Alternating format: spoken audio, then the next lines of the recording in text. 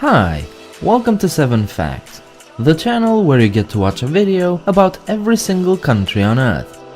In this episode of the Canadian series, we'll talk about New Brunswick, but there's a playlist containing all of the Canadian videos, so be sure to check it out. Don't forget to subscribe if you want to see more videos like this one. I upload twice a week, so it'll be worth it. Being relatively close to Europe, New Brunswick was among the first places in North America to be explored and settled, starting with the French in the early 1600s, who eventually colonized most of the Maritimes and some of Maine as the colony of Acadia, which was, by the way, part of New France. The peace and prosperity of the colony was ended by rivalry between Britain and France for control of territory in Europe and North America, starting in the early 1700s. The area was caught up in the global conflict between the two empires, and by the time the hostilities ended, present-day New Brunswick became part of the British colonies. Way before the European superpowers arrived to America, indigenous peoples have been present for at least 9,000 years. At the time of European contact, there were several Native American nations inhabiting the area. Although these tribes did not leave a written record, their language is present in many place names to this day. But the French or the British were not the first Europeans to discover this Nordic piece of land. New Brunswick was very likely part of Vinland, the area explored by Vikings some 5 centuries before Columbus was even born. We know for sure that Norse Vikings not only visited this part of America, but also settled in the area. Why these settlements were eventually abandoned, we're not very sure, but if they would have been successful, the history of America and the world would have surely been radically different. We've all heard that Canada is basically a bilingual country, with both French and English being prevalent languages. But where are the French though? Well, New Brunswick is one of the places.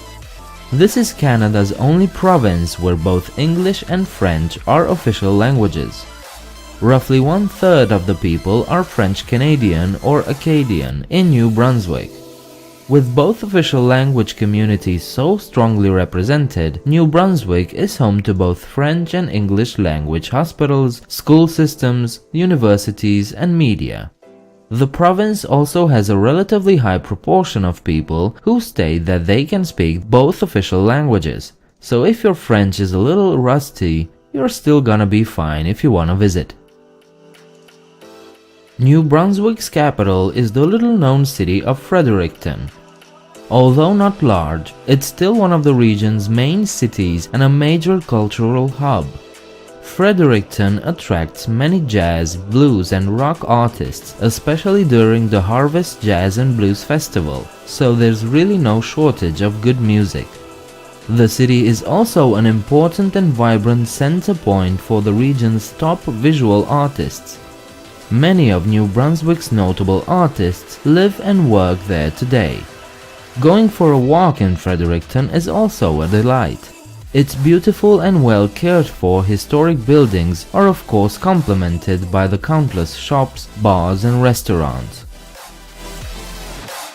The city of Moncton is one of those places in the world that have a gravity hill. What's that, you ask?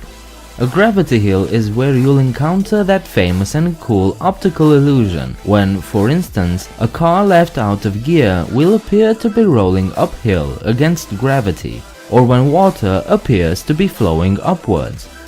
There's no supernatural forces at work though. The illusion appears when a hill has a slight downhill slope, but appearing as having an uphill slope. The most important factor contributing to the illusion is a completely or mostly obstructed horizon. Without the horizon, it becomes difficult to judge the slope of a surface. At Moncton's Magnetic Hill, you can experience this by paying a fee for the experience. Then put your car in neutral and watch yourself roll backwards, even though it will feel like you're going uphill. Where are the highest tides in the world? If you've guessed New Brunswick, you're right. At the Bay of Fundy, to be more precise. The tides rise at a rate of 1 meter per hour. During a 12.4-hour tidal period, an incredible 115 billion tons of water flow in and out of the bay. Due to the Bay of Fundy's incredible tides, the St. John River actually flows backwards twice a day, every day. The force of the incoming tide overpowers the current of the outgoing river, and the water of the St. John begins to flow upstream, completely in reverse. New rapids form in the river, flowing in the other direction, and the effect of the tide is felt as far upriver as the city of Fredericton, almost 120 kilometers northwest of St. John. The largest whirlpool in the Western Hemisphere, and the second largest in the world, can be found between Deer Island and Indian Island in New Brunswick. The whirlpool is called Old Sow because of the sound it produces. Old Sow is reported to be the most active about 3 hours before high tide. This activity continues for about 2 hours and takes the form of a collection of small gyres, troughs, spouts, and holes, and on rare occasion will form a large funnel. This area, which has been reported to be as wide as 76 meters in diameter, can best be described as turbulent water. It's a pretty cool spectacle of nature, but I wouldn't swim towards it if I were you. These were 7 facts about New Brunswick. If you enjoyed the video, please leave a like and subscribe. Share your thoughts downstairs in the comment section, and afterwards check me out on Facebook and Twitter. A good way to offer more support to this channel is through Patreon, link in the description. I hope to see you next time.